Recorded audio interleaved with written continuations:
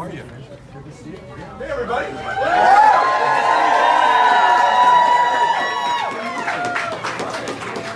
Hi, I'm a dog. I'm from Fulton County.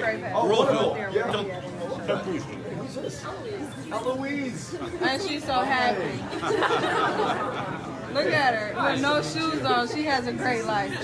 Nice to meet you, Beto. Nice to meet you. Yeah. Hey, how are you? Nice to meet you. Good morning. Good morning. Nice to meet you. Nice to meet you. Nice to meet you. Howdy. Houston. I was one of your Senate campaign supporters. Oh, right on. Yeah, that's why you said howdy. Yeah, I suppose so. Hi. Tell me your name. Thank you for calling it into existence. Appreciate it. Thank you very much.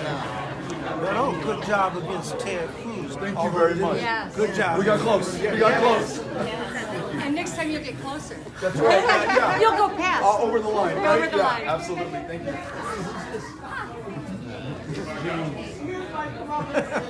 Gotta do the thing with the baby. I'm Brittany. Nice to meet you. Thanks for coming out. Yeah, nice to meet you. Hi, nice to meet you. Oh, you did? Thank you. Taylor? You're gonna hand me one. I said I would. I said. Thank you for having us out. Thank you for having us out. Thank you so much. Thanks for having us out. Hi, I'm Becca. Becca? Michigan student. Right on. Nice. Thank you so much. Thank you. Hi, I'm Nicole. So nice to meet you. She already signed up for volunteer. Oh, thank you. I Right love the on. opportunity to work for you. Thank you. Hi, Beto.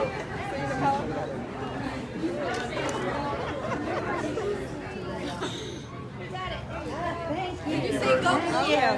So great to have Go you blue. here. Oh, right on. Local business owner.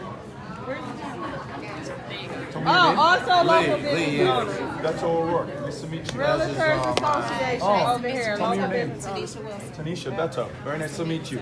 Yeah, thanks for allowing us to come visit today.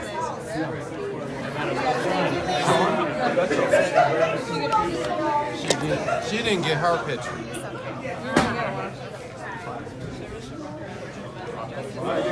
Y'all, why did y'all move? This is where you told us to come. Things that really affect mothers, children, one of our bracelets. Yeah, tell me your first name. Sharisha and Sharisha. Sharisha, sorry. And it's Mothering Justice. Mothering justice and now we also Oh, yes, a powerful one. Addressing the issue of maternal mortality. child care issues, just everything that's related to women of color, mothers of color, who really struggle with all those issues, and so we're looking to get some legislative change and policy change. Thank you. Thanks for introducing yourself. Thank you so much. Really appreciate it. Hi.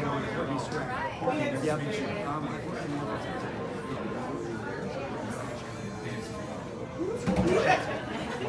Oh, thank you. Thank you very much.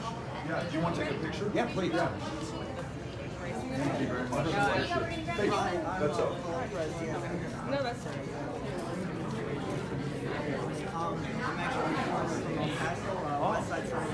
Oh, right on. Yeah. Let's There grab you a go. picture. Coronado Highway. Ready? On the count of three. 1, 2, 3. Thank you. Nice to meet you. Here we go. We're gonna grab this one. Yeah. Yes. Thank you very much. Hi, Karen. First African American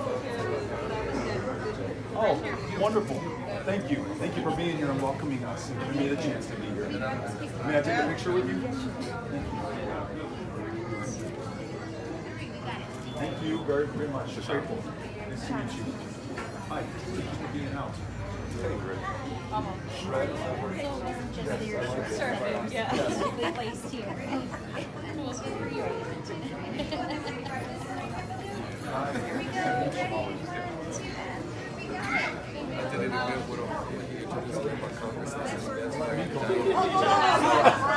Her name is Takia, so I'm right there with you. Oh, nice to meet you.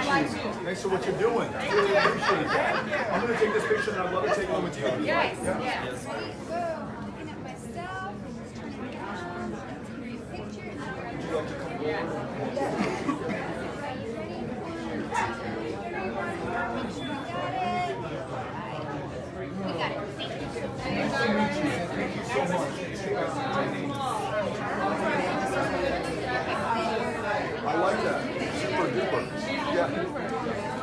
had to work against her in the last campaign. So that comes out of respect. Yes, Nice to meet you. Glad you're here. Yes, ma'am. Hi, Beto. Yeah, you too. Nice to meet you as well. I'm well. How are you doing? SEIU. Oh, wonderful. How Thank great you you for are. organizing. Yes. November, they brought out 40 volunteers every day to help us make this out every day. I love it. I love it. start with LinkedIn. Oh, wonderful.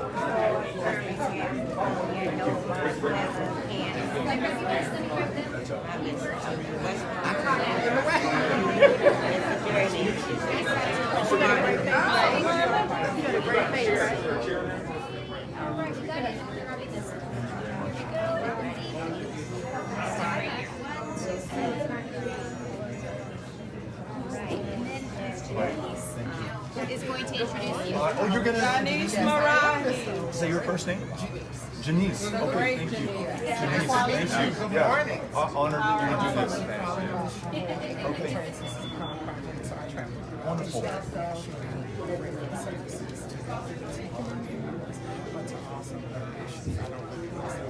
I love it.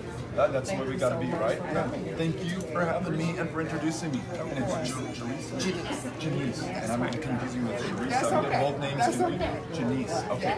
Okay. Thank you very much. Yeah. Okay, we're ready. Hello, everyone.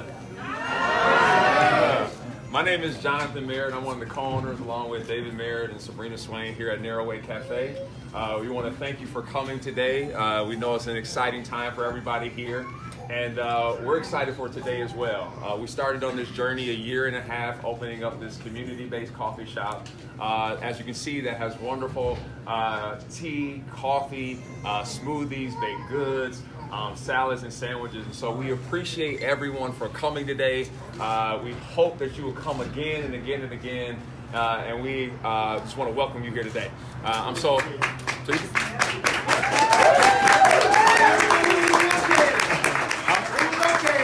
We're located, we're 19331 Livernois, right here on the Avenue of Fashion between 7 Mile and 8 Mile, right here in the greatest city, the city of Detroit, Michigan.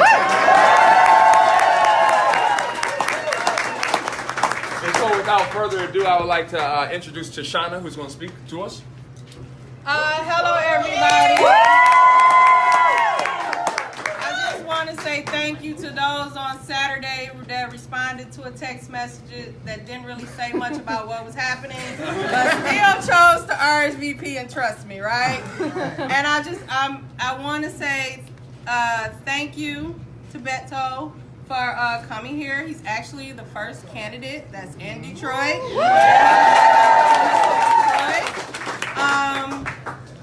And nobody else came here yet. So you're going to get great props for this. I am interested to hear what he has to say because it's like a phenomenon. So I want to know too, right? But I also want to introduce a wonderful woman, Janice Marahi Poindexter. She's with Equality Michigan. I always get the second one wrong. Trans Sister Of Color Project. Yes. But she is a powerhouse throughout the nation. She travels and she speaks to all the issues concerning Equality Michigan and all that great stuff. And I love her to pieces. Good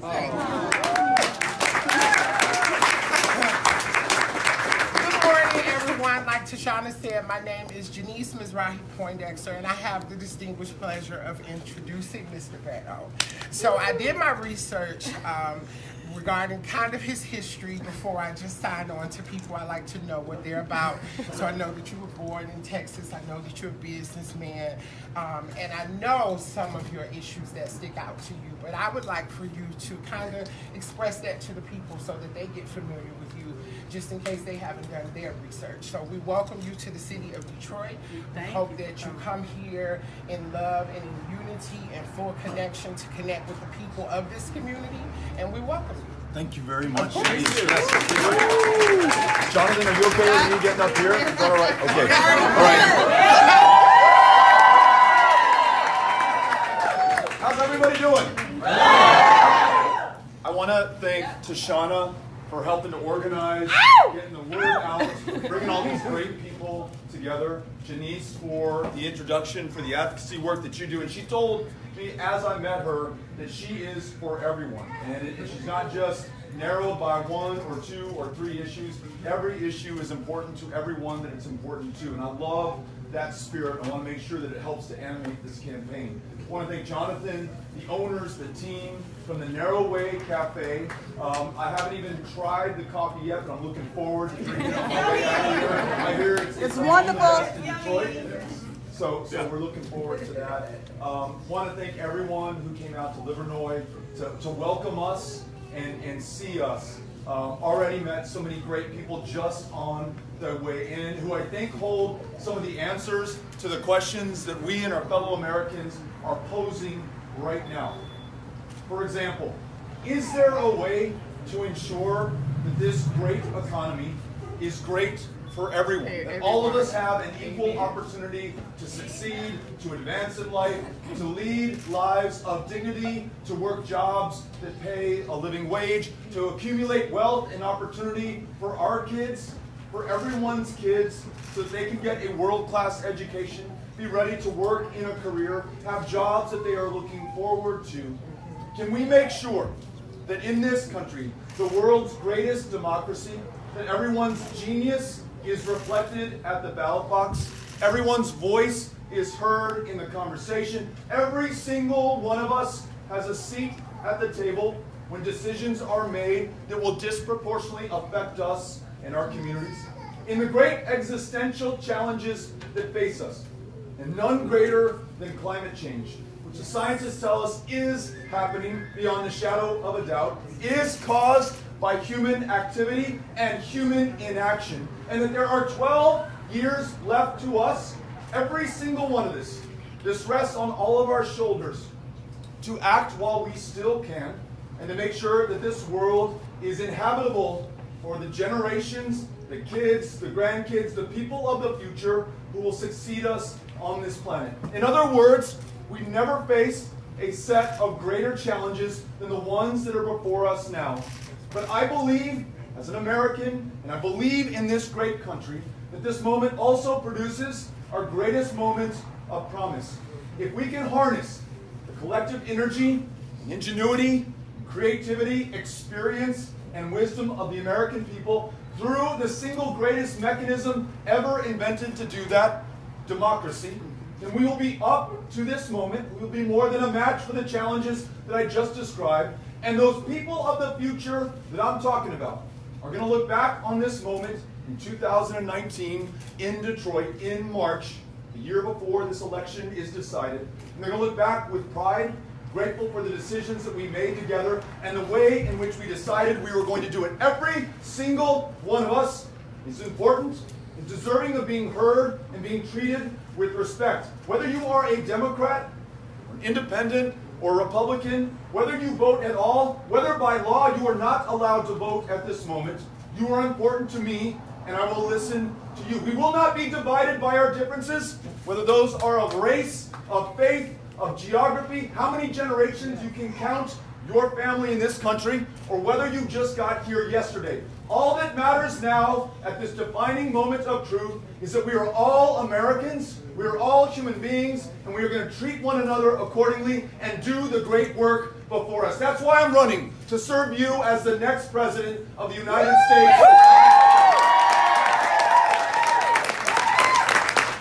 And I told you that even in walking in, I found some of the answers to the questions that we are posing to ourselves. Is it Sharisha? Sharisha. I just met Sharisha. Justice, motherhood. Mothering justice. I'll get it right next time. But as I was walking in, told me about the great work that she's doing on challenges that face our mothers. Issues like maternal mortality. How can it be in this country in the year 2019 that we continue to lose mothers, the women in our lives, into preventable deaths? Why is it that the rate of death is 2 to 3 times greater for women of color in this country? Why is the disparity in infant mortality between white families and black families greater now in 2019 than it was in the year 1850? How can we, the wealthiest, the most powerful country on the face of the planet, not be there for one another, not be there for every single one of us? All of us means all of us. So I look forward to following your leadership, being guided by your experience, by the solutions that you have already laid out, much as I do want to follow the path laid out by Susan, who told me that she has been successful in working with other people in Michigan and ensuring that we're up against the threat of gerrymandering, where members of Congress choose their own voters instead of the other way around. And I gotta tell you, we in Texas want to learn from your example. We ranked dead last, 50th in the country before 2018 in voter turnout. Not because we love our democracy any less than anyone else in any other part of the country, but it's because we were drawn that way.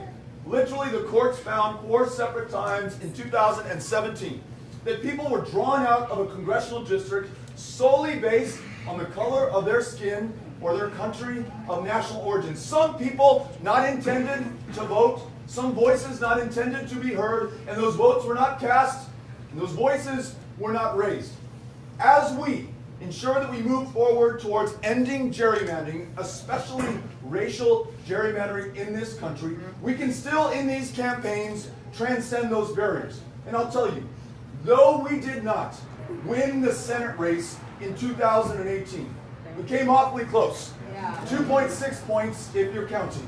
But we got to be part of a campaign that went to every single one of the 254 counties. It did not matter how blue you were, we didn't take you for granted. It didn't matter how red you were, we did not write you off. Everyone deserves to be respected, to be heard, to be listened to be fought for, and that's the way that we campaigned. And afterwards, here's what we saw. Voter turnout by young Texans up nearly 500% since the last midterm election. Texas no longer ranked 50th in the country in voter turnout. We have voter turnout levels that approach a presidential election year, even though it was a midterm. And though I did not win my race, others did. Congressional seats, long thought to be safely Republican, are now occupied by Democrats in the Dallas area and in the Houston area. And speaking of Houston, 17 African American women won judicial positions in that community, literally changing the face of criminal justice in the largest city in our state, the most diverse city in our country. Okay. We're going to pause for just a second. Does anybody else need water or anything? Napkins, please. Water, napkins. Here's some napkins. Sugar packets, perfect. Thank you. Could you give me a wet nap as well? Wet nap.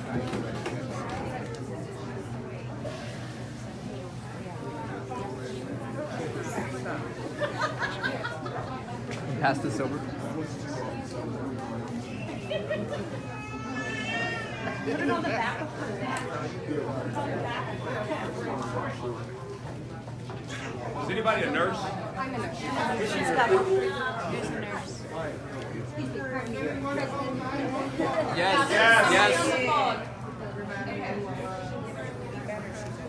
They already did. Thank you.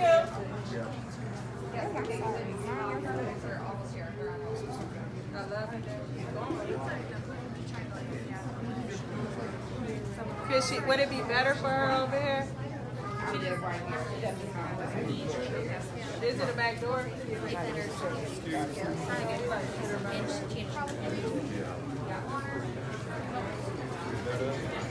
Okay, man. We're going to clear this pathway. Hey, it's a back door right here too. Clear this pathway. Are they trying to get her by the air? Yeah, it's open up the back. Wait.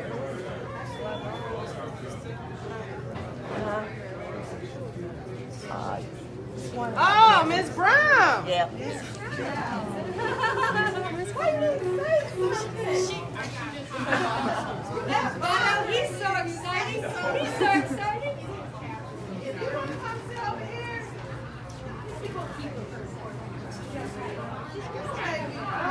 why did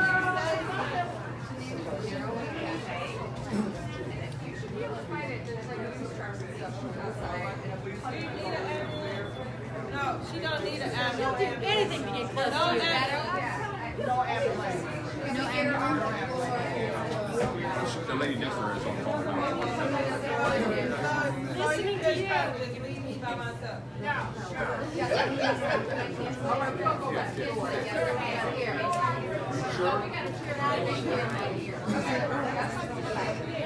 We all right? Chair and Come with me. What's going on in your mind when you see something like this? People come and kind of like this happens. What goes on in your mind when you see this?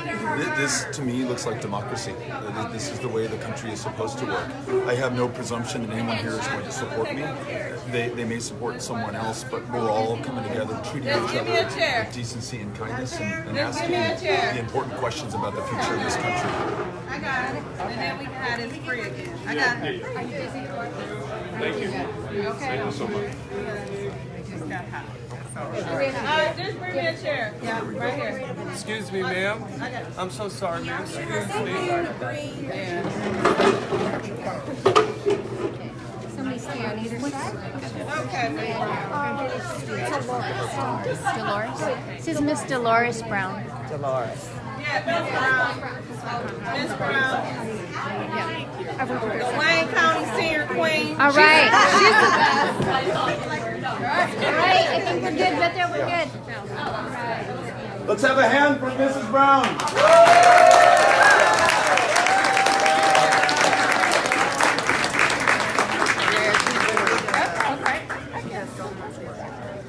I want to make sure that we have enough time for me to listen to and learn from you. It's the reason I'm here in Michigan on this 5th day of the campaign. It's the reason that I came to Illinois to narrow way. I want to make sure that I have the benefit of your experience, your wisdom, having the chance to answer your questions, but also hearing you share with me some of the solutions to the problems that we face. That's why we're here. We're coming together right now, all of us, for everyone. So if you raise a hand, I'll make sure to give you, give you a chance. Yeah. My name is Phil Elam. First of all, this says a lot about your character Yes. and compassion. There you stop. It's a stop and take Absolutely. Does say a lot. Says a lot. It says a lot. Congratulations, 6.1 million, 24 hours, fundraising, set a record. Thank you for that. My question is this. With the UN investigating North Korea for possible sanction violations in 20 countries, what would be your leadership approach as president to redirect our efforts as a nation to contain Kim Jong-un's expanding nuclear presence on the global stage? Yeah, great question. I'll repeat it for those who have not heard it. What do we do about North Korea, about Kim Jong-un, and about the challenge that our 30,000 U.S. service members stationed in Seoul face right now, about the challenges on the Korean Peninsula and the challenges to this country as North Korea develops a technology to deliver nuclear weapons to the continental United States. I'll say this, though I am a Democrat, and though I am contending for the nomination of this party, and though I hope, if nominated, to be able to defeat Donald Trump, I want President Trump to be successful in his negotiations, not for him and his own sake, but because he's the President of the United States of America. I want a peaceful resolution to an otherwise intractable or militarily resolved problem. And if it's a military engagement, the loss of lives will not be numbered in the hundreds or thousands, but the hundreds of thousands or millions, and we cannot allow that. Having said that, unfortunately, his current path has been unsuccessful.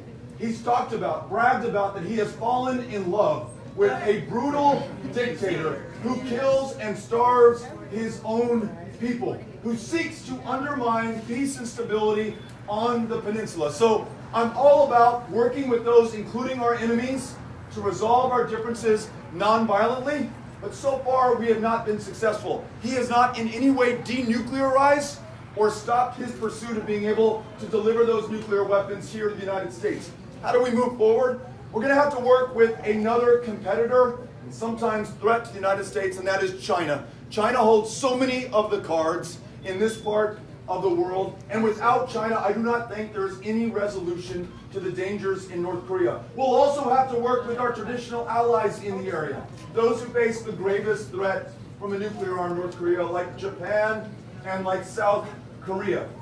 We used to be the indispensable nation, the one that can convene the other powers of this planet around our challenges, in a presidency that has alienated all of our partners and allies and the strengths that were built up over 80 years of sacrifice and service and lives lost in service to this country.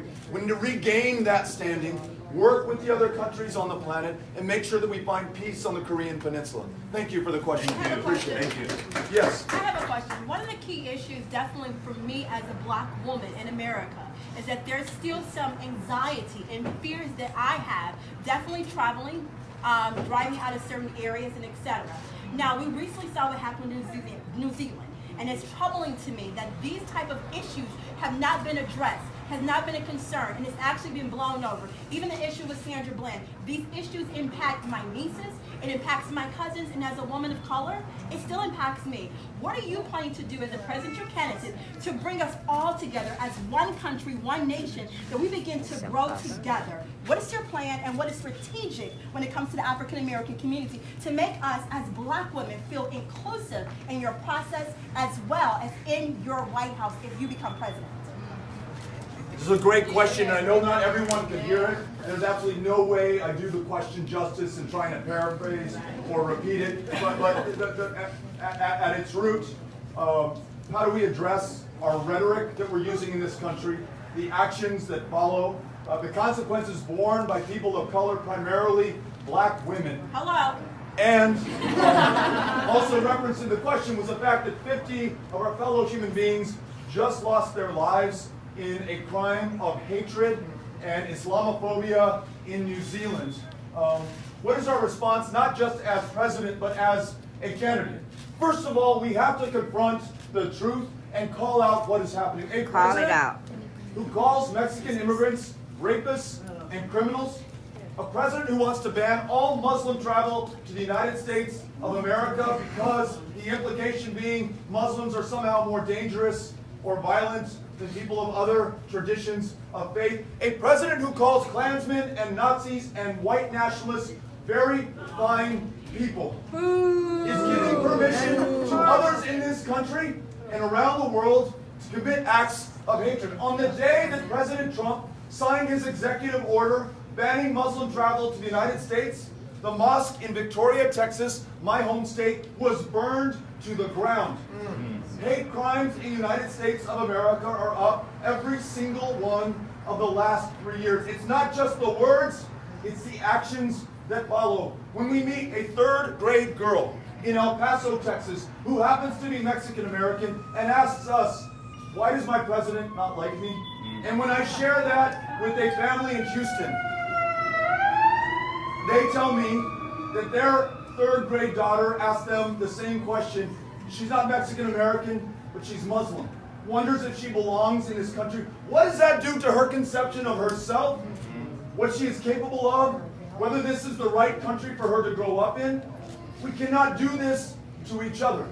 This hatred, and yes, this racism and this bigotry will limit our ambitions and what we are able to achieve together. It will visit suffering and, in too many instances, death on our fellow Americans and our fellow human beings. So you ask what we do, we first confront it, we call it out for what it is, and in the campaign, we try to lead by the example which we wish to set as President of the United States, making sure that everyone is included, that this campaign looks like America, that women of color have leading roles of responsibility within this campaign and within our administration. That's the only way that I know of to make sure that we begin to repair some of the damage that we've done and realize the greatness that we are capable of. Thank you for the question. Really appreciate that. Yes. So I like your platform, but I want to be honest with you. Right now, you're standing in the highest voting district in the city of Detroit with the highest income. My concern is for those constituents who are not as politically astute to really know your policies and your platform. For instance, in the city of Detroit, the average Detroiter makes less than $25,000 a year. How palatable of a candidate will you be when you really get into the crust of some of these areas of Detroit from people who are really living in poverty, who have been excluded from the resurgence of this city? I would like to hear something in your messaging that talks about building that equity, especially black equity. Too often we have candidates, they come into our city and they say these great things, but they really don't speak specifically about how you would build that equity to make sure that we have more sustainable communities that look like this. I'm born and raised in this district. I live right up the street. I understand that. But this isn't really the heart of Detroit from which you would see in a lot of other areas. That's right. How do we make sure that this type of resurgence spreads throughout the city of Detroit, and not just Detroit, in areas that have been gentrified like Harlem and downtown Chicago, where a lot of black people and people of color have been pushed out? What would you do? And what is your understanding of that? Let me start with that before I say what would you do. Do you understand that? And then what would you do about it? Great question. Another question that, as I try to repeat, I'm not going to do the question justice, but how can I, as a candidate, speak to some of the real challenges that, as a white man, I have never experienced and will never experience in my life, that are experienced by those who may not be in the room with us today, but are in the neighborhoods around this business and beyond, specifically communities of color. And you ask about equity and wealth. This is a country where we have 10 times the wealth in white America than we do in black America.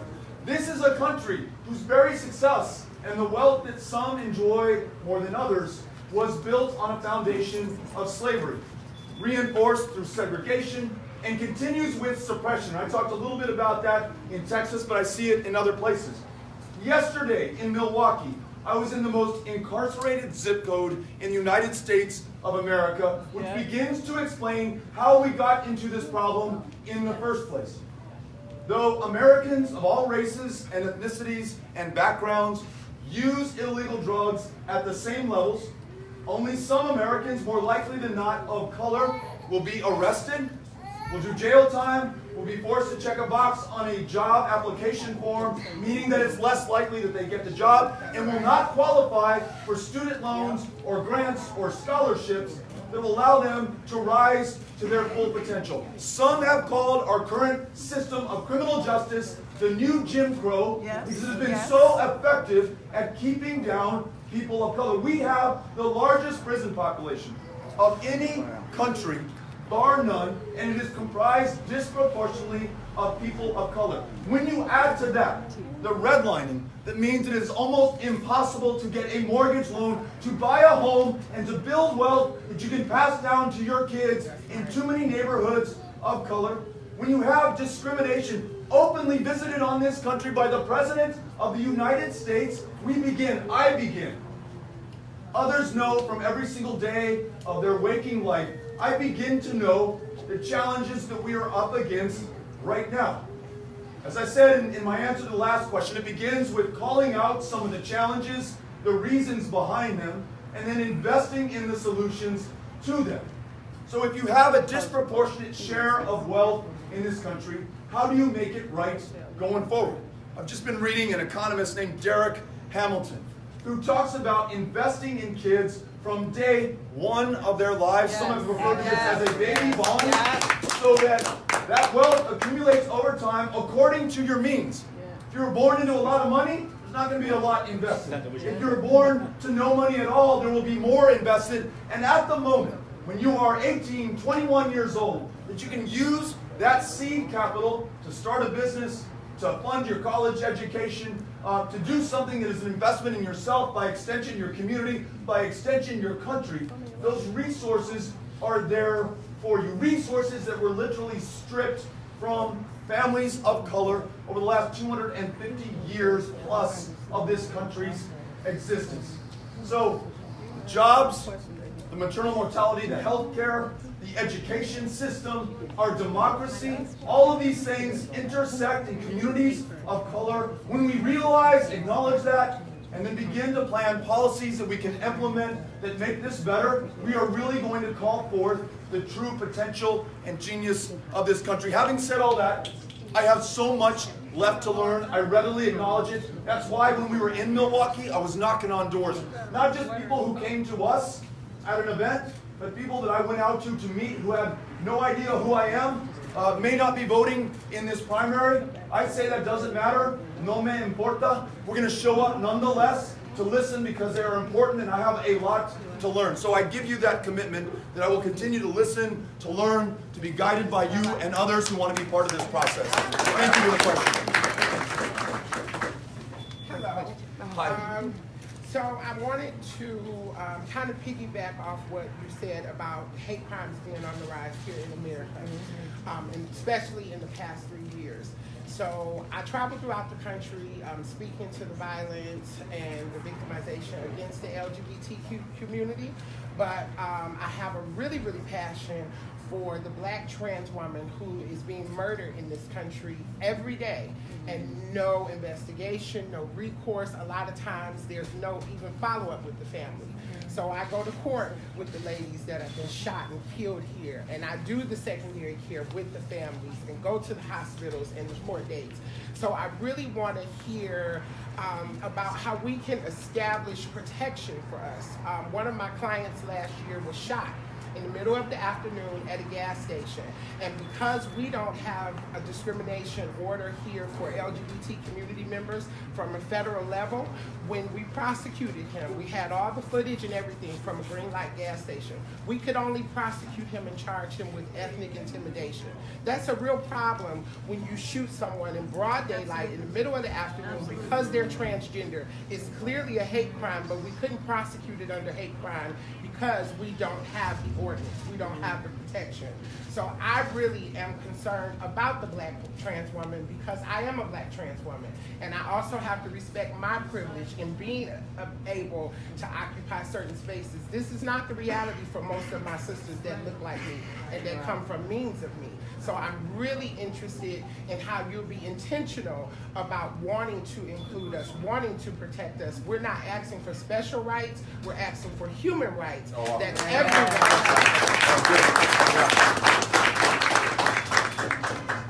A couple of questions about what the LGBTQ community is experiencing. We were talking about hate crimes and intolerance in this country.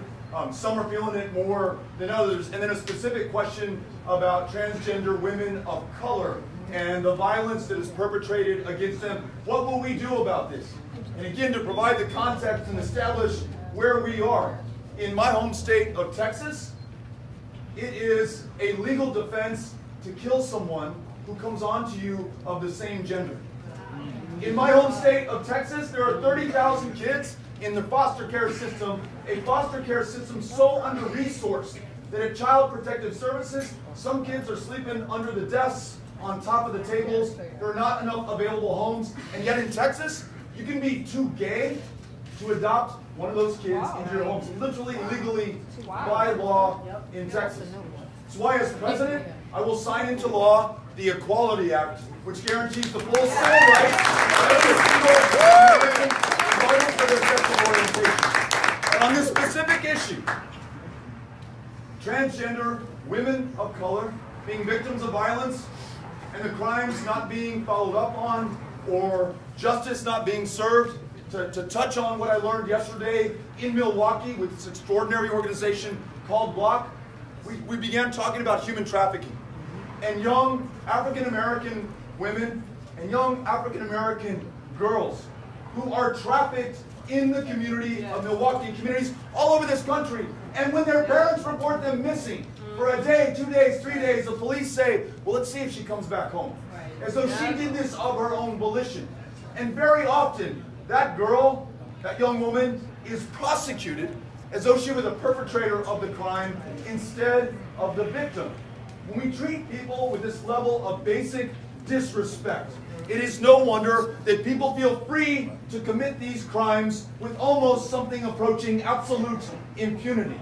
We have to make sure that justice is served for everyone, that all lives are created equally so they're treated with equal value within this criminal justice system, not some more than others. And that includes transgender women. You ask me how I'm going to get better on this. If you're willing to, I would love to have your help in being my guide on this issues to get better. Cynthia's going to get your contact information, and I look forward to working with you. Thank you very much.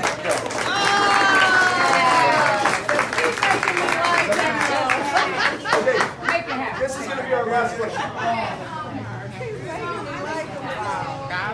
So what are you going to do if you become president? What are you going to do?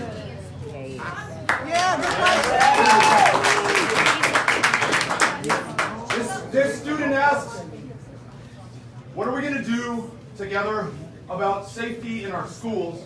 When I think about our heroic public school educators, teachers, therapists, nurses, school bus drivers, cafeteria workers, custodial staff, everyone who ensures that our kids are educated, but they're also taken care of, because I've met enough teachers to know that even though so many of them are working second or third jobs out of their own pocket, they pay for the school supplies for the kid who can't afford them, the hot meal for that child on free and reduced breakfast and lunch who does not have a dinner waiting at home for her, that new set of clothes for that boy who's shown up in the same set of clothes every single day of the school year. He, she, that teacher wants that boy to be able to hold his head up high, to learn with dignity like the other kids, and though they're not making enough, those teachers out of their own pocket make that investment. Who are we, given everything those teachers are struggling through, including high stakes, high pressure, standardized tests, to also ask that same teacher to be the one that puts herself between an active shooter and that child in the classroom for whom she sacrificed so much already? We lose 30,000 or more of our fellow Americans every year to gun violence. No other developed country on the planet even comes close. And so we can do one of two things. Accept that, with the implication being there's just something fundamentally wrong or evil or bad about us, or understand this is a human-caused problem, so it necessarily has a human-caused solution. What is that?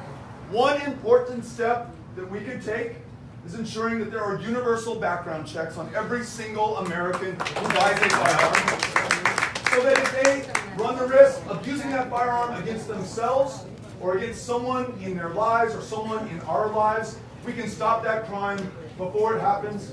I would argue, and I know that this is contentious among some, not everyone will agree, I respect you if you don't, I think we should also decide that weapons of war that were designed, engineered, sold to the United States military for the express purpose of killing people as effectively, as efficiently, as humanly possible, in as great a number as we can. That's what they were designed to do.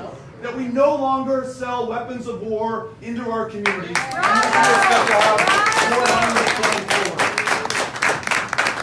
last thing I want to mention is, you mentioned school shootings. And we have had our share of those in Texas. We had a massacre at Santa Fe High School. I met some of the students who survived, met some of the parents who lost their children in that shooting. All of them have come around some of these solutions that I just described.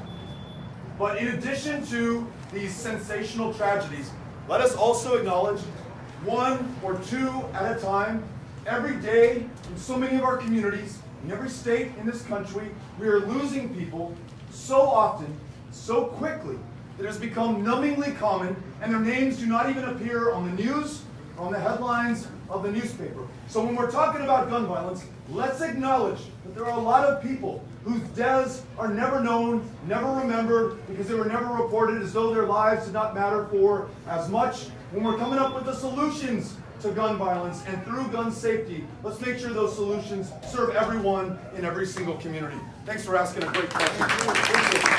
Thank you all for having us out here today. Very grateful for the opportunity to be here. We're away. We appreciate it. Thank you. Our gold card. So you are now a VIP of Narrowway Cafe.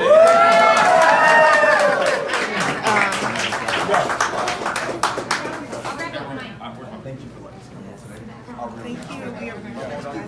Thank you. All right, we're going to get a picture. You guys want to scoot in? don't know if we'll get everybody, right? Maybe a few here on this side. There we go, and then a couple in front. There you go, perfect, right there. Oh, there you go, that works. All right, on the count of 3, ready? 1, 2, 3. I got this one. Hold on. Where's the other phone? Somebody else got it? Oh. I'll send them to you. I'll send them to you. Okay, thank you. Thank you again. Really like this place. Sorry about the county. Oh, thanks again. Appreciate it. Thank you. Yeah. Honored to be here. Thank you very much. Thanks for allowing me to come in. Thank you. Thanks for your hospitality. Yeah. Of course. Yeah. Hopefully this brings some business in too as well. I love that someone asked where are you located, so that everyone watching the live stream or the news would know to come here. So really appreciate it. And we'll be back. We'll be back to Detroit, and I hope to see you when we come back. Thank you. Thanks again. Yeah. Appreciate it. Thank you. Bye bye.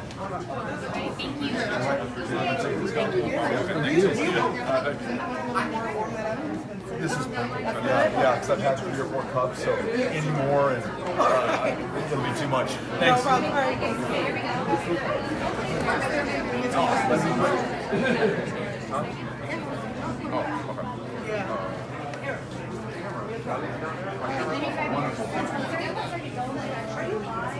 I think it's the website Beto.com. So if you have your phones out, I will go down the line and take them, but no more questions, please, because he has to get out so I can get to everybody. So let's just do it really fast. Here we go. Here we go. Ready over here. 1, 2, 3. And I'm going to grab one with our phone. Here we go. Ready? All right. Over here. Not at all. 1, 2. Oh, yeah. Like that. There we go. Got it. Likewise, thank you for being here. All right, we'll move fast. Have your phones ready. All right, sorry to push out of the way. Oh no, you were doing the right thing. 1, 2, 3. We're gonna keep moving. Let's keep pushing. Here we go. I'll grab it. Right here from there. Support. Guys, we gotta keep moving. We gotta keep moving. I want to get a picture. We gotta get a picture. Miss Brown. Miss Brown over here. Let me grab one with ours. All right, 1, 2, and 3. We got it. Thank you, Miss Brown. Thank you so much. I look forward to seeing you when I come back. Thank you for the help. Run down the line. Run down the line. Yes, sir. Yes. Here we go. Ready? 1, 2. Oh, you have it live. Is it live? And then I'll change the live. I want a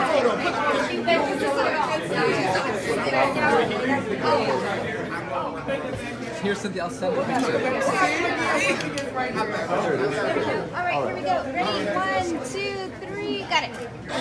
Thanks again. Thank you. Right here. Keep moving. Yes, Phil. Over Thank you for the great point. No, I appreciate the fact that Three. you're thinking about national issues Down already. the line. Thank you. Next. Really good. Ready? San Antonio, right on.